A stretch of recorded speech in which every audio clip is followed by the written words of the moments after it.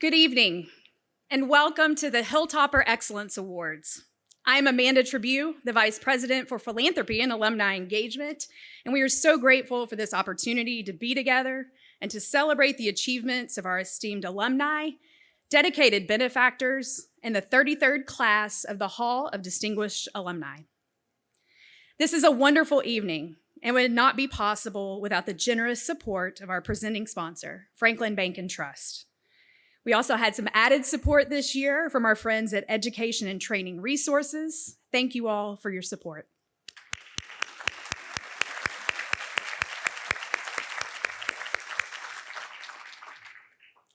As we kick off this homecoming weekend, tonight we come together to recognize excellence, the kind of excellence that defines what it means to be a Hilltopper.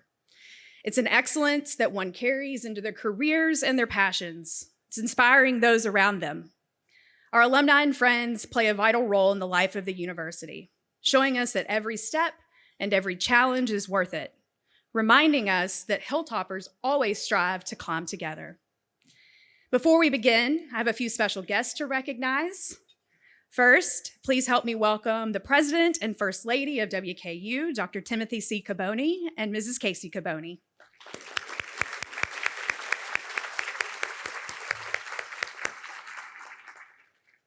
We are pleased to have several members from our WKU Board of Regents with us tonight. Please stand and hold your applause until all have been mentioned. Dr. Philip Bale, Gary Brody, Dr. Melissa Dennison, Jennifer Hammonds, Derek Helm, Chair Curry Milliken, Dr. Shane Spiller, and Doris Thomas.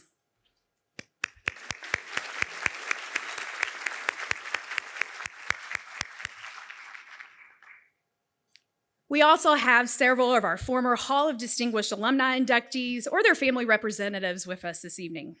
Please stand when I call your name and hold your applause to the end.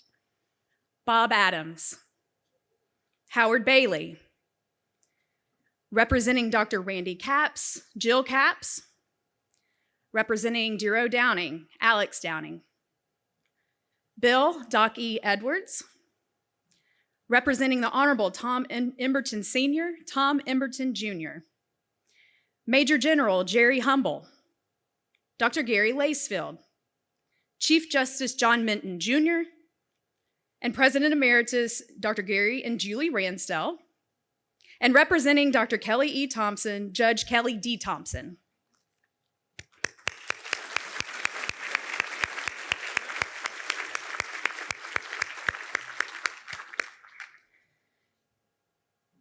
In observance of Veterans Day earlier this week, we would also like to ask anyone in attendance who has served or is currently serving our country as a member of our armed forces to please stand and be recognized.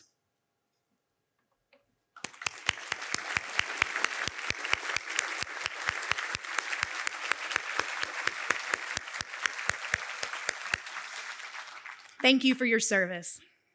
We will now begin our program by honoring 6 members of the Hilltopper family who have made an impact on our community, our Hill, and beyond.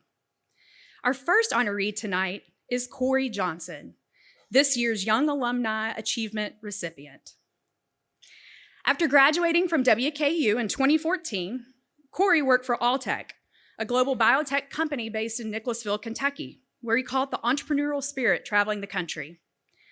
After a successful stint with HCA in Nashville, Corey co-founded CareEco in 2020, a healthcare technology company that developed an artificial intelligence engine to compare physician notes with medical claims and payer contracts to ensure accurate billing.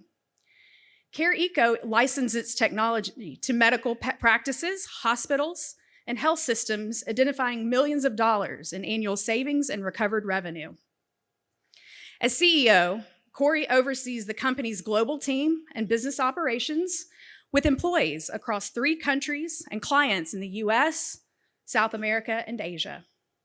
While at WKU, Corey was a member of Fiji as he served as the chairman for recruitment and philanthropy. He was also a senator in SGA and a student worker in the Office of Student Activities. In addition to his degree in healthcare administration from WKU, Corey received an MBA from Vanderbilt University in 2022. He is married to the former Faith Edwards, a 2013 alumna, and is the proud father of Camden and Reagan. Corey is also the son-in-law of 2016 Hall of Distinguished Alumni inductee Bill Edwards, and the combined Johnson-Edwards family has earned 12 degrees amongst them, spanning from 1928 to 2017. Tonight, we are proud to recognize Corey for his achievements as a young alumnus. Please come forward to accept your award.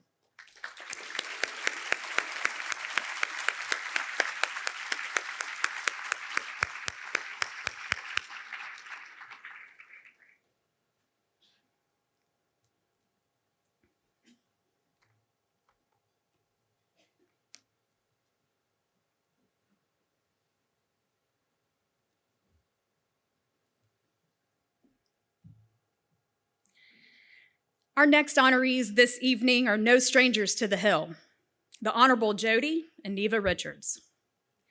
Jody, who holds degrees from Kentucky Wesleyan College and the University of Missouri, began as a faculty member at WKU in 1963 and served as an advisor to College Heights Herald and the Talisman. He also served during this time in the U.S. Army Reserves and Kentucky National Guard from 1962 to 1968. He first ran for office in 1975, where he won the 20th district seat in the Kentucky House of Representatives. In 1995, Jody was elected Speaker of the House, a role he would hold for 14 years, the longest serving in state history. He was instrumental in securing the state funding for at least 7 buildings on WKU's campus, and he championed the Carol Martin Gatton Academy of Math and Science in Kentucky during his remarkable 42-year tenure. In 2009, he received an honorary doctorate in public service from WKU, and the Board of Regents renamed Mass Media and Technology Hall the Jody Richards Hall in 2017. Neva completed courses at WKU while caring for family and pursuing a career of her own. She retired from Bowling Green Municipal Utilities after a 28-year career. An active member of the Greenwood Park Church of Christ, a president of both the Bowling Green Women's Club and the Women's Democratic Club of Bowling Green, Neva gave countless hours of service to civic organizations across our community. The Richardses have been married for nearly 50 years, and they've spent almost 40 of that being benefactors for WKU. It is our privilege to honor Jody and Neva as honorary alumni, a most deserved recognition.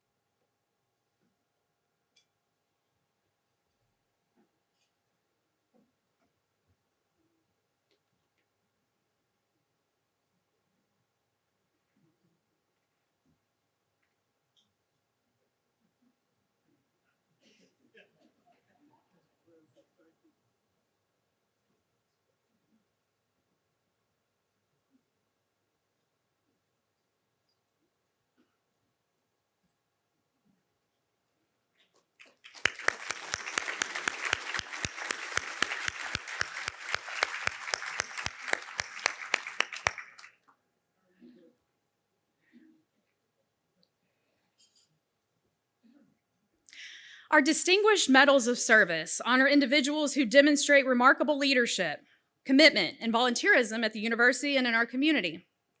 Tonight, we will honor 2 WKU alumni whose names are synonymous with the word service. First, we recognize Barry Williams for his service to WKU. A 1970 graduate with a Bachelor of Arts in Business and Mass Communication, he is the owner of Communication Systems, LLC, a full-service AM/FM broadcast consulting and construction company. Barry began his career at the age of 15, broadcasting at WLBJ here in Bowling Green. Since establishing Communication Systems in 1982, he's had a hand in building or improving 250 radio stations across 8 states. Known for his dedication as a volunteer and champion of local civic organizations, Barry has been involved in the community throughout his life, serving as chairman of the board for United Way of Southern Kentucky and Kentucky Kids on the Block. He also served as president of the Kentucky Broadcasters Association and was inducted into their Hall of Fame in 2007. While he taught broadcasting as an adjunct faculty member for several years and has served on numerous boards, Barry is certainly most well known for his role as the voice of Lady Toppers basketball. He served as the play-by-play announcer for 33 seasons, one of the longest spans of time that a single broadcaster worked with the same team. He called his 1,000th career game in the 96-32 victory over Alabama A&M in the 2016-2017 season opener, and then later retired from his position that season. We take great pride in celebrating Barry's dedication to his alma mater by awarding him the Distinguished Medal of WKU Service.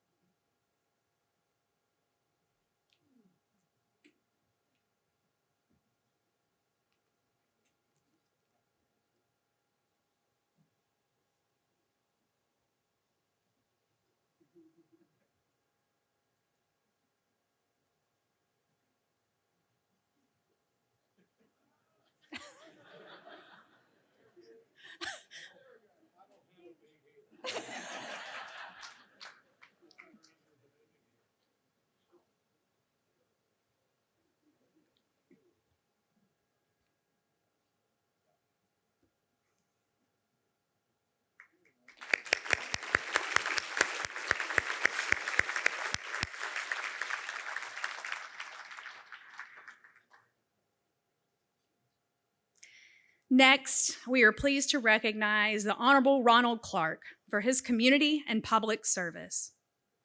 The Henderson native holds a Bachelor of Science in Geography, a Master of Arts in Education, and a specialist degree in education, all from WKU. He also played for the legendary coach E.A. Diddle during his time at WKU. After beginning his career in education in Auburn, Kentucky, Ronnie moved in 1962 to be principal of Franklin Simpson High School. In 1973, he joined the Franklin Bank and Trust Board of Directors, where he was mentored by 2009 Hall of Distinguished Alumni inductee Leon Page. He later became an employee of the bank and then went on to hold several positions of senior vice president, executive vice president, president, and finally CEO. Highly respected and trusted, Ronnie also served as the mayor of Franklin from 2011 to 2018. Throughout his professional life, Ronnie has assisted his community in so many ways, including organizing local sports programs, holding a position on the Franklin Electric Plant Board, and serving on the WKU Board of Regents from 1973 to 1990. Ronnie proudly served in the U.S. Army Reserve's 100th Division from 1958 to 1970, and he has always put others above himself, including his beloved wife of 65 years, Joan, a two-time WKU alumna. We are so delighted to recognize Ronnie Clark's servant leadership and lifetime of caring for the needs of others by awarding him the Distinguished Medal of Community and Public Service.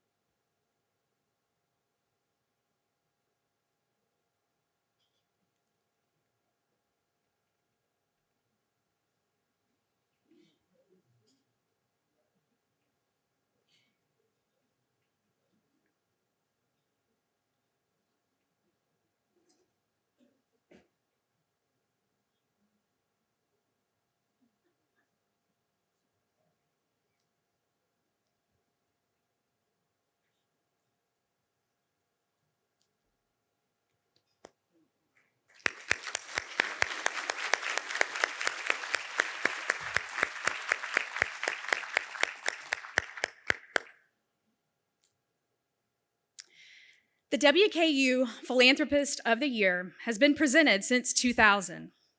Those who have received this award are amongst the most dedicated supporters and advocates of the university. The Jerry E. Baker Foundation was established through the estate of Mr. Jerry Baker, a longtime supporter of WKU who passed away in 2017. Jerry graduated in 1951 from the Bowling Green Business University with a degree in accounting. From 1999 to 2010, he served as chairman of Airgas Mid-America. He received numerous honors throughout his career, including induction into the Junior Achievement Business Hall of Fame and the WKU Hall of Distinguished Alumni in 2011. In 2018, the foundation established a $10 million endowment to enhance scholarship awards from a fund initially created by Mr. Baker. Combined with that previous support, the Jerry E. Baker Student Scholarship Fund annually awards more than $500,000 to students pursuing degrees in art, dance, music, theater, or horticulture. Affectionately recognized as the Baker Scholars, more than 200 students received scholarship support this academic year. And since its inception in 2018, more than 1,300 students have received scholarship support, creating access and opportunity and fostering success. For the Baker Foundation team, meeting the WKU students who benefit from Jerry's philanthropy is truly special. They work to ensure his wishes come to fruition now and well into the future. Please join me tonight in celebrating the Jerry E. Baker Foundation, represented by Board President Bob Hilliard as the WKU Philanthropist of the Year.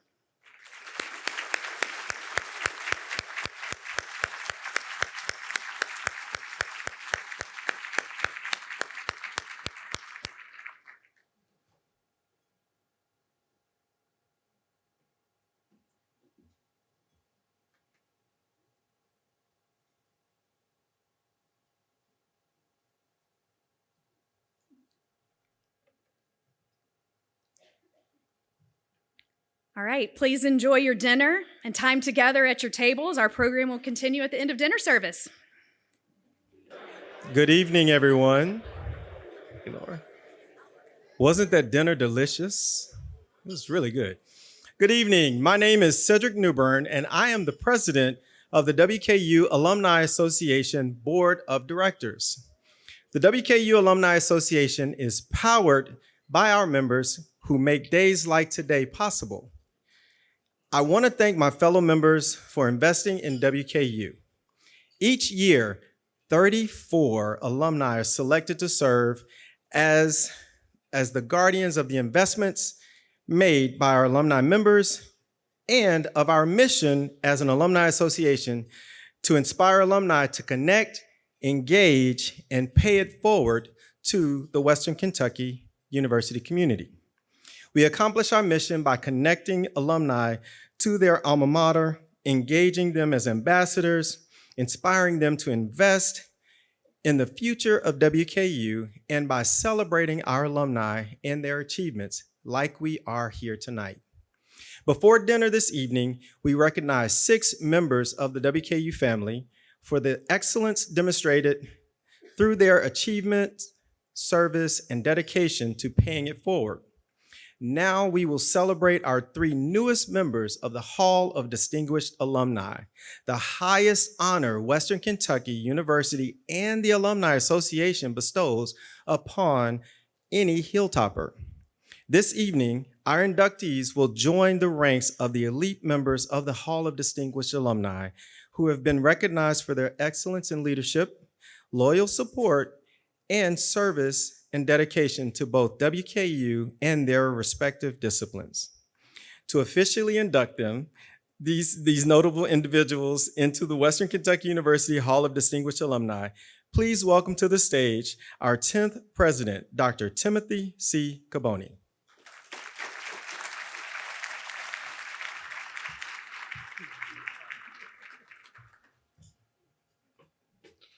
Well, good evening. And thank you, Cedric. On behalf of all those at WKU, I want to congratulate Corey, Jody, Neva, Ronnie, Barry, and the board of the Jerry E. Baker Foundation. Your recognitions are well-deserved and represent only a small token of our appreciation for your remarkable achievements and contributions to your communities, to your fields, and our beloved university. So last year, we transitioned from the traditional Hall of Distinguished Alumni induction ceremony to a new premier event that now serves as the centerpiece of our university's homecoming festivities. And tonight, we carry on this new tradition through our second annual Hilltopper Excellence Awards, where we, together as a WKU family, honor our extraordinary alumni and friends in an extraordinary way, and at the same time, inspire others to climb higher. While we regularly recognize our students, faculty, and staff for their contributions to our institution, we must place the same degree of emphasis on honoring the significant achievements of our alumni. This is important. It's important to me, and it's important to WKU, because our alumni serve as the cornerstone for our university. They inspire our current and future generations of Hilltoppers to strive for excellence, to reach for and to work toward their dreams. They demonstrate so clearly the value of a WKU degree, and they represent our university to the broader world. So during our time together this evening, we celebrate successes worthy of institutional recognition. We celebrate alumni and friends who've excelled in their fields on a regional, national, and international level. And we celebrate those who've dedicated their lives to giving back. WKU's 121 Hall of Distinguished Alumni members distinctly illustrate the success we achieve and celebrate as a university. And now, as we induct members of the 33rd class, it's my privilege to join you in honoring three individuals whose contributions stand out, who epitomize the WKU spirit, who climb to the greatest of heights in their careers, and who possess the highest standards of integrity and character that positively reflect and enhance the prestige of our university. Before we begin the installment of our 2024 inductees to the WKU Alumni Board of Directors, I want to say thank you. Thank you for your leadership. Thank you for your willingness to serve. And thank you for your good work during the selection process. This year's Hall of Distinguished Alumni inductees include Al Cross, an award-winning journalist and educator; Joy Hamilton Marini, a visionary healthcare advocate; and David C. Wilson, a political psychologist and professor. We begin with Al Cross. Al has devoted his working life to providing good journalism to citizens to help them better exercise their roles in a democratic society. While his first salary journalism position was as a copy editor at the College Heights Herald, Al would go on to be the longest-serving political writer for the Courier-Journal, serving from 1989 to 2004. His coverage ranged from presidential to local elections and all facets of state government. He also has been a longtime political commentator for KET and other news outlets, and he is a familiar face on election night. But in addition to his career as a journalist, Al is an educator, playing a critical role in the creation of the Institute for Rural Journalism to support rural journalists in helping their communities. He's professor emeritus in the University of Kentucky School of Journalism and Media and was director of the Institute for 19 years, the only Kentuckian to serve as president of the Society of Professional Journalists. He once noted that journalism has a special mission. It's more than a job, it is a calling. So now, if you will, please turn your attention to the video screens to meet 2024 Hall of Distinguished Alumni inductee, Al Cross.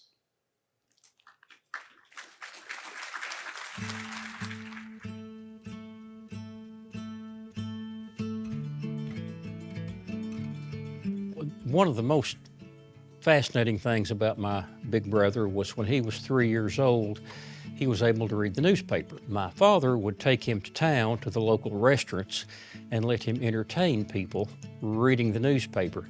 And I don't mean the comics. It's interesting that he started off reading the newspaper, and that's what he's been involved with the rest of his life.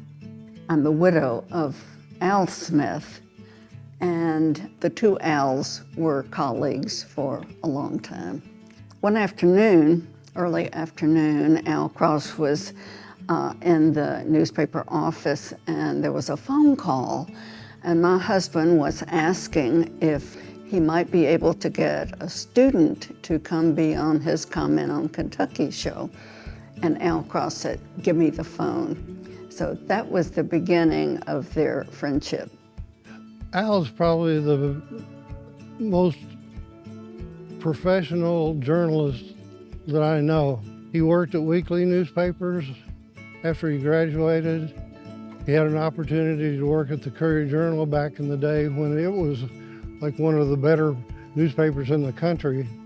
And he was there for a long time. He became a political reporter for them and a columnist.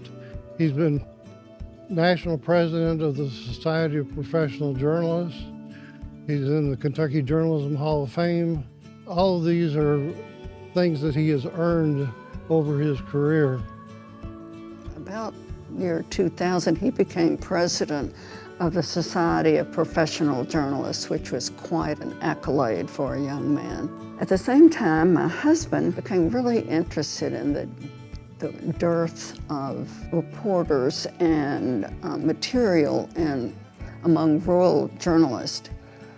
And so they hatched an idea to create an Institute of Rural Journalism. It was made up of a consortium of about 25 universities in 16 states. And so that part, the most recent 20 years of Al Cross's career was spent at the Institute. He has a tremendous work ethic, even when we're together, vacations, when he comes home. He's always on his computer doing something, many times on a volunteer basis, helping someone who's asked him for help. He feels like it's very important to encourage good, objective, credible journalism. And it is an inspiration to me to see what he's been able to accomplish. He's very unique in his work ethic and in the way he tackles his tasks. He wants them done the way they ought to be done. Al, this is really a big moment, and I'm so proud of you. I can't imagine anybody being more worthy of this honor than you are. Congratulations, Al. I'm so proud of you, and I know that my Al would have been too. He just cherished the relationship with you. Congratulations, well deserved. Brother, as always, I'm proud of you. You've worked hard. You deserve this. And put it up on the mantle of your new house and come back to Clinton County. We got work to do.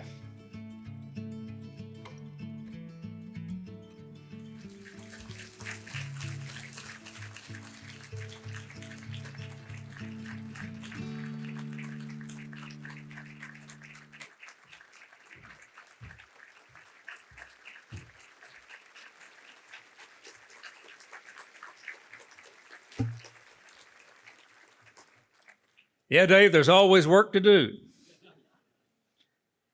I'd like to begin by saying thanks. Thanks to the university for this honor, and thanks to the people who helped with the honor and the journey that got me here. My nomination was the idea of Bob Adams, who taught me how to put out a newspaper, and the accomplishment of Chuck Clark, his successor as publications advisor. They're at my table with my wife, Patty. We met at the College Heights Herald, worked together there, and I proposed to her on the floor of Diddle Arena. So we bleed Western red.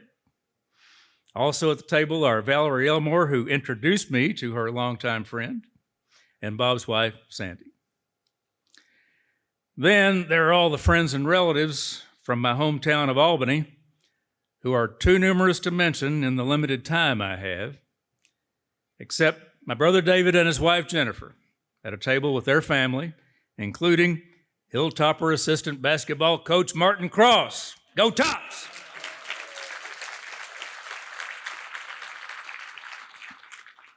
I want to take this opportunity to talk about two things: small places and journalism. Albany is a small place, 2,000 people, and the county has 10,000. It's one of those villages that raise children, and it helped my parents raise me. The local publisher, Al Gibson, is here. His father paid me to write sports for the Clinton County News, starting almost 60 years ago. And a lot of other people helped me along the way, but Albany, Kentucky is my foundation. I'm a small town guy. The largest town I ever lived in was Bowling Green. And at the time, it only had 40,000 people. Western had an enrollment of 12,000. And compared to Albany, BG and WKU were big places. But they were still small enough to give me the help and the confidence that I needed. The most important small place was the Herald newsroom. But the time I spent visiting local merchants as advertising manager made me feel part of Bowling Green. I was lucky that my first reporting beat was the Office of Alumni Affairs, headed by Lee Robertson. He had an assistant named Gary Ransdell. Lee wasn't called Mr. Western as a public relations gimmick. He really embodied and conveyed the spirit of this university, which is reflected in this great event. I'm receiving this honor because of my journalism, so I want to close with a point about my profession. I chose it because it was a way to be a public servant, not one in government, but one who holds government accountable and helps make it work. My profession is in trouble because of changes in business, technology, and politics. There are a lot of people who don't want you to pay any attention to real journalism for their own selfish reasons. And fewer of us are paying less attention to it because there are so many sources of information, many of them entertainment masquerading as journalism. Please do me, yourself, and your country a favor by supporting real journalism and the people who make it their profession. They deserve your support more than I deserve this recognition. Thank you, and congratulations to the other honorees, Joy Marini and my fellow College Heights Herald alum, David Wilson.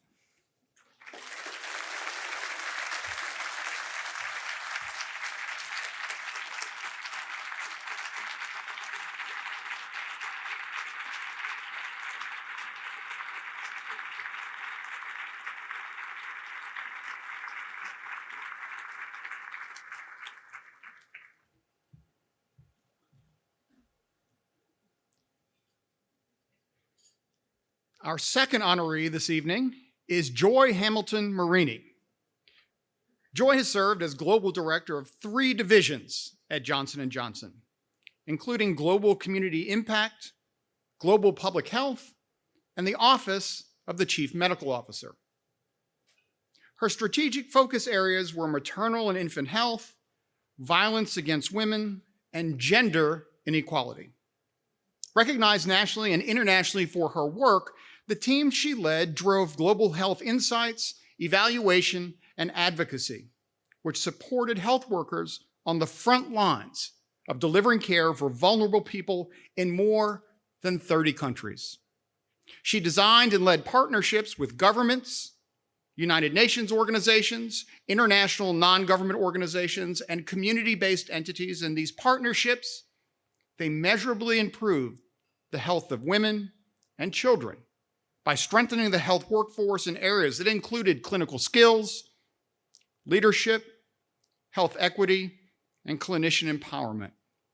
Joy's work helped further the vision of a world in which women, newborns, and children can survive and thrive where they live. A member of the inaugural class of Spirit Masters, Joy also was a member of Alpha Delta Pi, the Panhellenic Association, and the equestrian team while on the Hill. I invite you to turn your attention to the video screen and meet 2024 Hall of Distinguished Alumni inductee, Joy Hamilton Marini.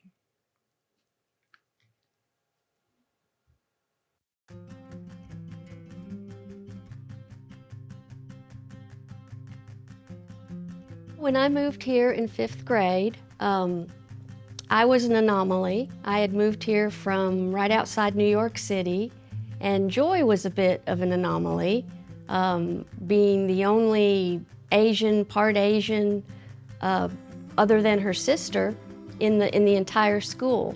But we both had strong personalities, we were strong-willed, we both would stand up and speak up for whatever we believed in or whatever we thought.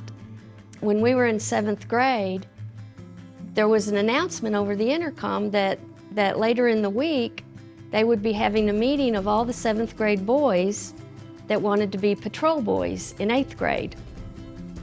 And Joy and I got to talking and we thought, what? Why would they just ask for boys? That just doesn't seem right. So when they made the announcement for all the boys to come to the office that wanted to be patrol boys, she and I went. And it was quite an ordeal, but to make a longer story short, we became the first female patrol boys at Williamsburg Independent School. Joy pledged 80 Pi the semester before I did. So she was already an active when I pledged in the fall of 1980. I can't remember actually meeting Joy for the first time, and she can't remember it either. Seems like we've known each other forever. She loves to learn to do new things. She's not going to be a spectator on anything in life. She will get involved, and I think that's something that she learned and really developed while she was here at Western. And I think that's something she took into her ultimate career path, working for Johnson & Johnson and working in healthcare initiatives in developing countries. One stellar example is Joy's work on a neonatal resuscitation program in China, working with government officials, with healthcare professionals, and with hospitals. The program was developed to address the immediate needs of newborns who were born and could not take that first breath of life. In the first 5 years of the program, over 150,000 babies were successfully resuscitated. And over 15 years of the program, it was adopted in over 95% of hospitals in China. This program changed health policies and training policies for healthcare professionals. That is a global impact, and Joy was an incredible leader in continuing this program and ensuring that it endured and ensuring that it became part of policy and procedure. Joy, congratulations on this extremely well-deserved award. I'm so proud of you and so glad that you have been a part of my life for more than 40 years, and looking forward to all the years in the future. I am grateful for your wisdom. I am grateful for your friendship. I have learned so much from you over the almost 20 years we have known each other, and I am moved to honor you. There aren't many of us that can say that we have had an impact on women and children for the better around the world, and I couldn't be more proud of you, and I couldn't be more proud to be your friend. I love you, Joy.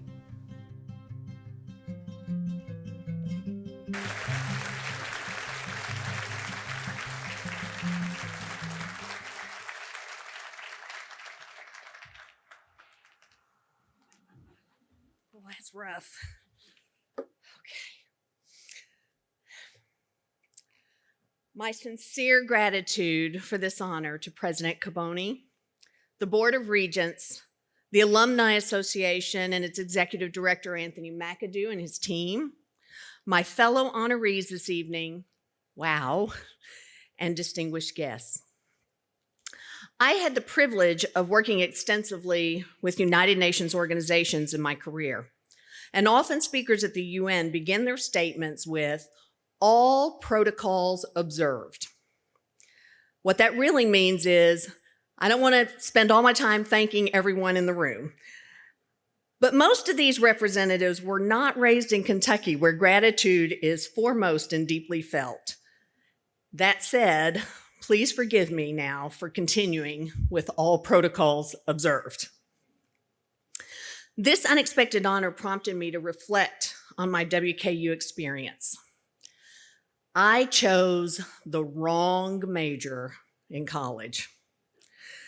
There was no undeclared for me. I saw myself as a farm girl and committed to an animal science and agriculture major my very first semester.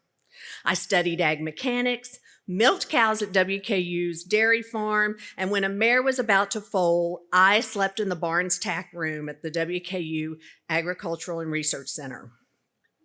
It was surprising, at least to me, when I graduated without a job.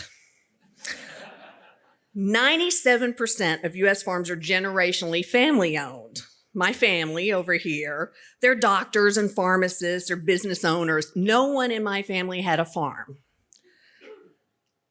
Dean Brown, it gets better from here, I promise.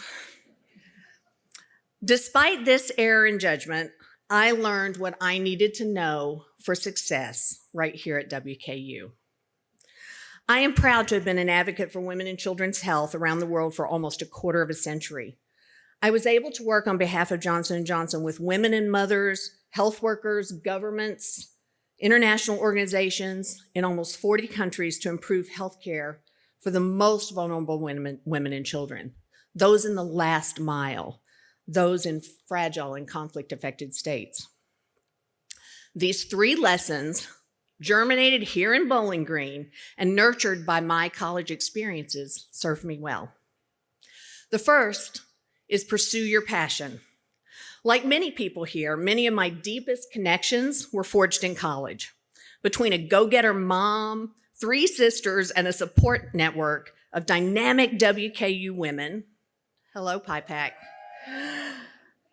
my recognition of the challenges that women face and my admiration for strong women matured in the late 70s and 80s. This laid a foundation for what would eventually become my passion, health and equity for women. There have been improvements in women's health in the last 2 decades, yet 800 women still die in childbirth every day from preventable causes. Preventable. And if you think this is happening somewhere else, bear in mind that the state of Kentucky has the same maternal death rate as Tajikistan. Healthy women are essential to build healthy communities, thriving economies, and healthy countries. It is in everyone's interest to invest in them. I am grateful to WKU, the community that first inspired my passion. The second learning is foster curiosity. Big changes happen when we say, what's possible and how can we change this? Can we do better? My WKU professors nurtured a hands-on, out-of-the-lab approach to our questions. Sure, we did research in the lab, but we also did research in the barn. We researched everything from optimal cattle feed ratios to my own research that was encouraged by a WKU professor on comparing regular milk to UHT milk, think shelf-stable Parmalat. Even though UHT milk did not take off, like I thought my data indicated that it would, I learned that without curiosity, there's no innovation. In my field, data prompts action and convinces governments to continue investing in effective programs. I'm grateful to WKU for fostering curiosity. The final and most important lesson is walk together.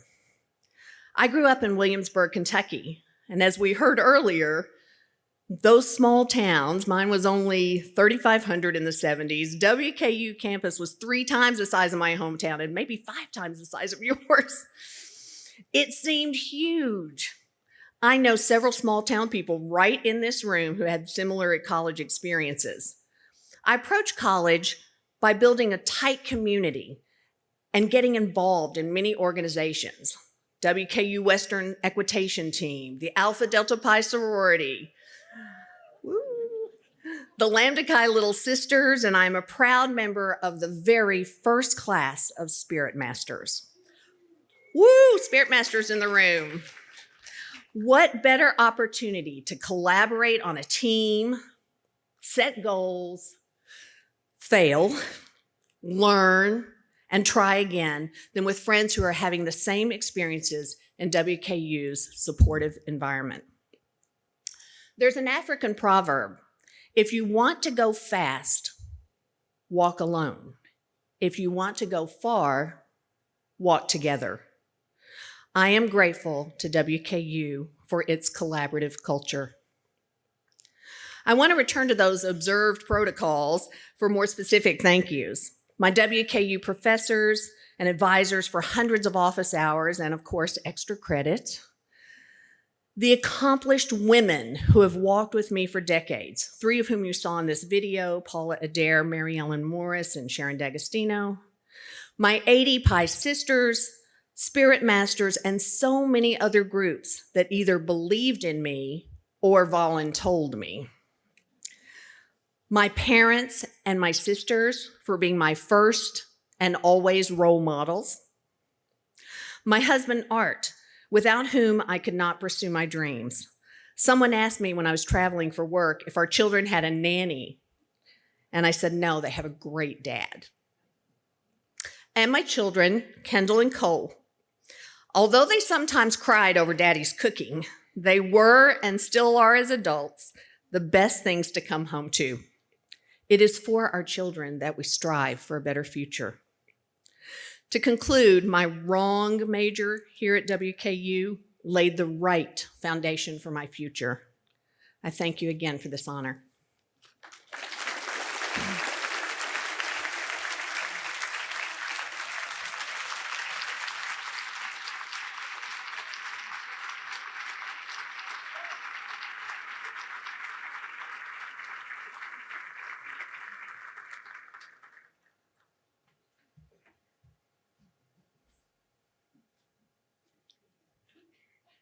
And for our 3rd inductee this evening, we honor David C. Wilson.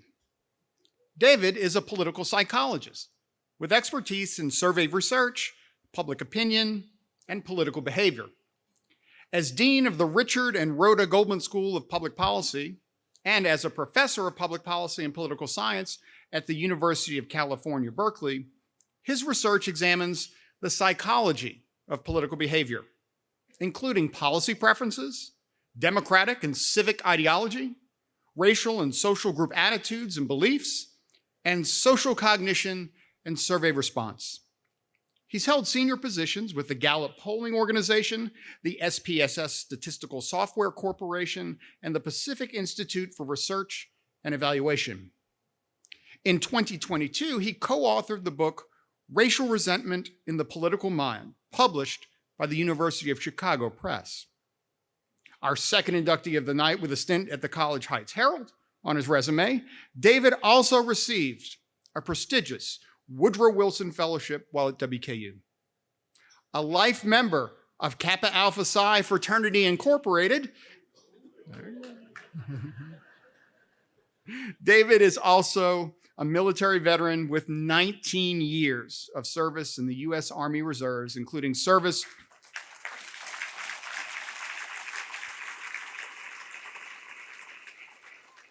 which includes service for Operations Desert Storm and Iraqi Freedom. Please turn your attention to the video screen now and meet 2024 Hall of Distinguished Alumni inductee, David C. Wilson.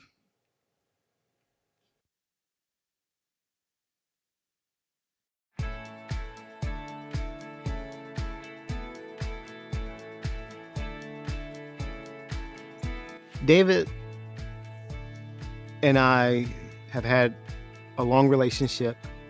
It has transitioned from student, colleague, friend, and teacher. I think of David similar to how Darth Vader referred to Obi-Wan Kenobi, that the student eventually becomes the teacher. He has taught the world how to think about politics, how to think differently about politics. He has represented a paradigmatic shift in how political science operates and how political science thinks of political psychology and public opinion. Any university would be proud to call David Wilson one of its own. I know David because he was one of my first students when I came way back in 1988. I think David took at least 4 or 5 of my classes, everything I taught. But you could always see in the classroom the seriousness of his thinking, his in-depth analysis, his critical thinking skills. They just needed to be developed, because if you look at his resume, he's been in leadership positions in prestigious institutions of political science as well as prestigious think tanks. So I think in that sense that he has been very successful professionally. So David served in the military. Actually, when he was in grad school at Michigan State University, he had to take some time off to actually serve in the Middle East. I think you can also see that in terms of his leadership qualities. In my opinion, there was no real separation between his professionalism and his personalism. He was always a very serious person. This translated over into how he was as a student and his eventual research. David was always a very smart child. Yeah, his mother was an educated woman. His sister, he had an older sister, and she definitely instilled in them the value of education. I'm overwhelmed at David's accomplishments because knowing him as a young kid, you never know where they're gonna turn or lead. He gives back to the community. He wants to make sure that he's a mentor to others. Professionally, David he's stellar in anything he's doing. He's gonna make sure he is giving his all. David is a hard worker. David is a great thinker. He's a great thinker, so he's going to make sure he thinks through anything he does. So professionally, David has excelled in anything he's done. Congratulations, it is well deserved. I think this award goes a long way in establishing justice, because you deserve it. David, I want to congratulate you on this distinguished award. You more than earned this award. I'm humbled and grateful that you're in my life because you have exceeded any expectation that I would have had of you. So once again, brother, congratulations, well deserved. Congratulations, David. You have earned this. I knew this would happen, or some honor like this, 30-some years ago when you first entered my class.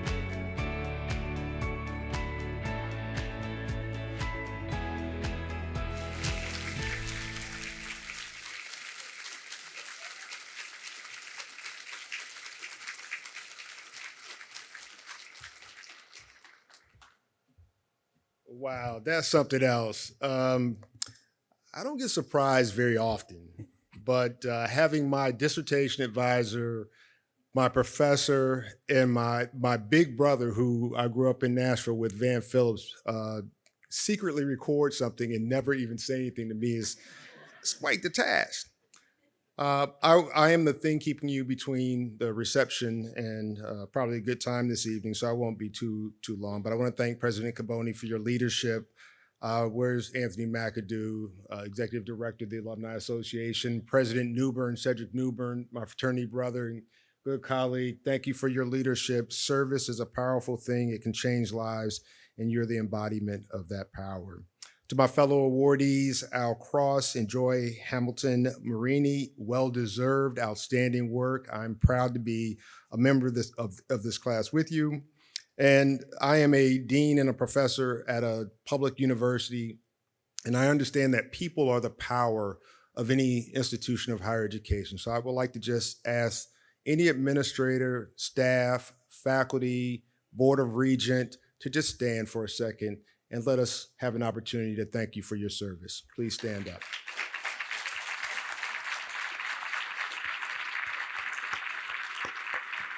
Thank you. Believe it or not, that doesn't happen very often. The public university is a gift to the United States. It's a gift to our democracy. We are here to ensure that people have a better opportunity and a better life. And we face a lot of criticism. We have to deal with a lot of heartache sometimes. And so the investment in learning and knowledge is a powerful thing. And that's the foundation of what I learned at Western, that Western will not let you fail. I came to Western Kentucky University because of my best friend, Eric Lawson, who came here. He was a couple of years older than me, came here as a student, and told me about the power of Western Kentucky. He told me about the people here in Bowling Green. I had my friends, Van Phillips, my best friend in the world, Sam Watkins, and also my nominator for this award. Brother, I love you very much. Van, I love you to death. Cedric and I grew up together in Nashville. I love you all. They prepared me for something bigger than myself. They all expected, Van, I heard what you said in the video about, expectations, but they all expected me to do something greater than just invest in my own self-interest, to think about others, to do something for others. Because when I needed something, they were there for me. They helped me understand the value of service and the value of giving to others. So when I came to Western, I wanted to do more. I joined a fraternity, Kappa Alpha Psi fraternity. My brother's in the corner over here. As saying the same thing you said before, doesn't it?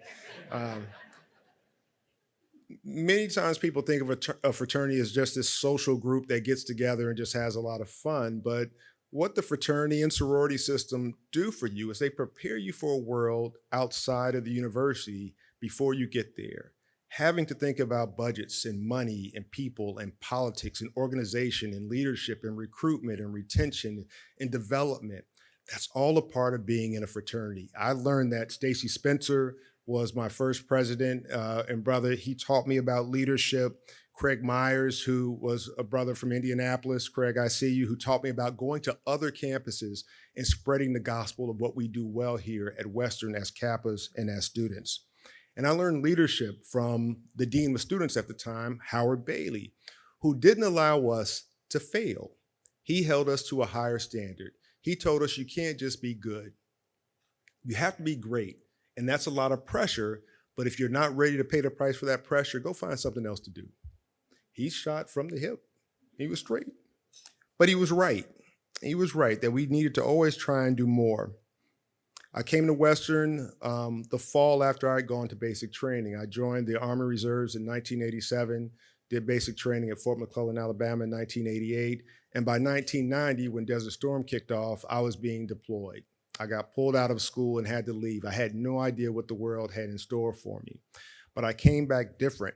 I came back ready to think about the world differently and understand the world in a new way. And no one changed my life in learning more than Dr. Sandra Ardrey. I did take every class you offered because every single time I was in your class, I grew, not taller. I grew in terms of mind and spirit. I thought about the world differently. I thought about my fraternity life, social life, culture, politics, government. I thought differently, and that was powerful for me. I was encouraged to do more than just take classes, so I became a writer for the Herald, a sports writer. And one of the first stories I wrote was about this really outstanding flag football hero on Western's campus named Jeff Jackson, who later joined my fraternity and was a good brother. And I learned about him and his background. That opportunity, that power in communicating and building relationships, Western gave me that platform. So in all cases, everything I've done in my career, all of the journeys, I've been to every state in the United States, I've been to every continent, I've been to over 75 countries. I've built new programs, new schools at universities. But everything I've done, I can trace back to what I learned, something I got here at Western Kentucky University. I'm a proud Hilltopper. I tell everybody with pride, I went to Western Kentucky University. No, it's not in the west part of the state, it's in the south central part of the state. But this is a place that will not let you fail. This is a place that will change your life. We should all invest in this place. Thank you for the award. Thank you for the honor. Thank you.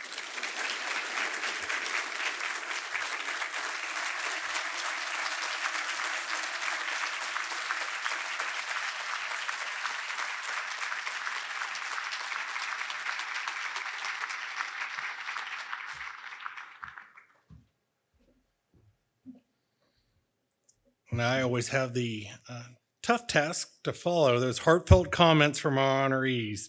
Greetings, I'm Anthony McAdoo, Executive Director of the WKU Alumni Association. Thank you. As we reach the end of this incredible night, I find myself reflecting on what it truly means to be a Hilltopper. Each of us carries a unique journey to the top, a story of transformation, connection, and growth made possible by this extraordinary place, WKU. And tonight, I think we all feel the power of those stories woven together by a spirit that has shaped us all. On behalf of the WKU Alumni Association, representing over 130,000 alumni around the world, I extend my deepest congratulations to each of tonight's honorees, including our newest members of the Hall of Distinguished Alumni. All of tonight's honorees embody our motto, the spirit makes the master, living proof of what it means to strive for excellence, to give back, and to lift others up as you climb. Each of our 130,000 alumni has their own unique story of how WKU opened doors and transformed their life. For some, it began with a scholarship that brought the dream of college education within reach, especially for our first generation students who would then go on to change their family's history. For others, it was the inspiration of high-achieving faculty encouraging student-led research. Or perhaps it was the lifelong friendships found through Greek life, clubs, or simply the chance encounters that led to unforgettable memories and lifelong relationships. While each journey is unique, we are all bound together by that shared WKU spirit, and it's what makes being a Hilltopper so profoundly special.